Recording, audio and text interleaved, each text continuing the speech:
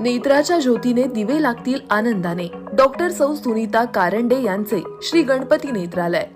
आपल्या आरोग्याची काळजी घेण्याकरिता पंढरपूर शहरामधील लोकांच्या विश्वासात सार्थ ठरलेले एकमेव नेत्र रुग्णालय म्हणजे श्री गणपती नेत्रालय.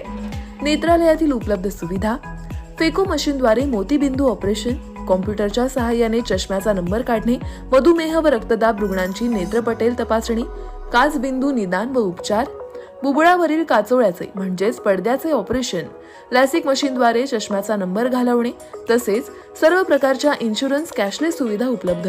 चला तर मग डोळ्याच्या सर्व प्रकारच्या ऑपरेशनसाठी व उपचारासाठी अत्याधुनिक पद्धत निवडूया. एकदा श्री गणपती नेत्रालयाला भेट देऊया. आमचा पत्ता 4776, plot number 118, Dattanagar, Uma college समोर, पंढरपूर.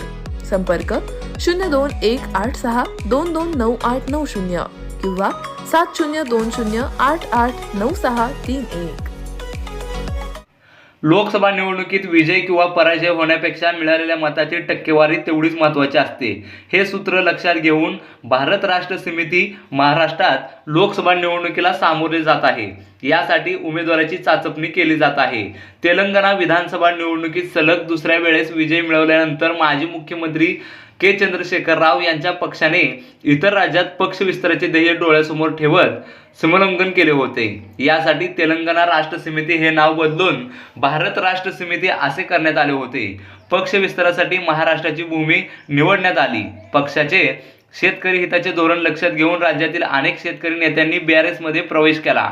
पक्षाचे नेते चंद्रशेखर राव यांनी महाराष्ट्रात दौरे केले.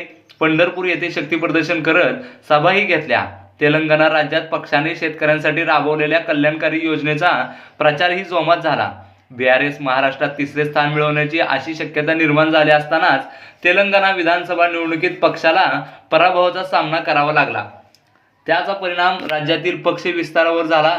अनेक नेत्यांनी काढता पाय घेतला. मात्र तरीही राज्यातील लोकसभा मतदारसंघात उमेदवार उभे करण्याचा निर्णय पक्षाने केला आहे. लोकसभा निवडणुकीत मिळालेल्या मतामुळे राज्यात पक्षाचे अस्तित्व दिसून येईल व त्याचा फायदा विधानसभा निवडणुकीत होऊ शकतो, अशी पक्षाची स्ट्रॅटर्जी असल्याचं पक्षाचे युवा नेते सुधीर बिंदू यांनी सांगितले. लोकसभा निवडणुकीत प्रत्येक प्रादेशिक राजकीय पक्ष एकतर महायुती किंवा महाविकास आघाडीमध्ये जाण्याचा प्रयत्न करत आहेत. विशेषतः वंचित बहुजन आघाडी आणि महाविकास आघाडीमध्ये चर्चा चालूच आहे. MIM वंचित बहुजन आघाडीमध्ये सहभागी नसला तरी तेलंगणामध्ये BRS आणि MIM ची युती आहे. त्यामुळे लहान पक्षांना सोबत घेऊन निवडणुकीला सामोरे जाण्याचा प्रयत्न BRS कडून केला जात आहे.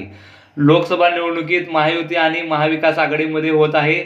युती आणि आघाडीतील पक्षांकडून उमेदवारी मिळवण्यासाठी इच्छुकांची भली मोठी रांग आहे. युती आणि आघाडीचे उमेदवार जाहीर झाले की त्या लोकसभा मतदारसंघातील माजी खासदार किंवा माजी आमदारांना BRSच्या वतीने उमेदवारी दिली जाऊ शकते. तसेच शेतकरी हिताचे धोरण असल्यामुळे ग्रामीण भागात पक्षाला पसंती मिळू शकते. तसेच राज्यातील राजकीय नेत्यांनी पक्ष बदल केल्यामुळे प्रस्थापित राजकीय पक्षाविषयी मतदारसंघात असलेली नकारात्मक भावना मतपेटीतून व्यक्त केली जाऊ शकते. याचा थेट फायदा BRSला होऊ शकतो.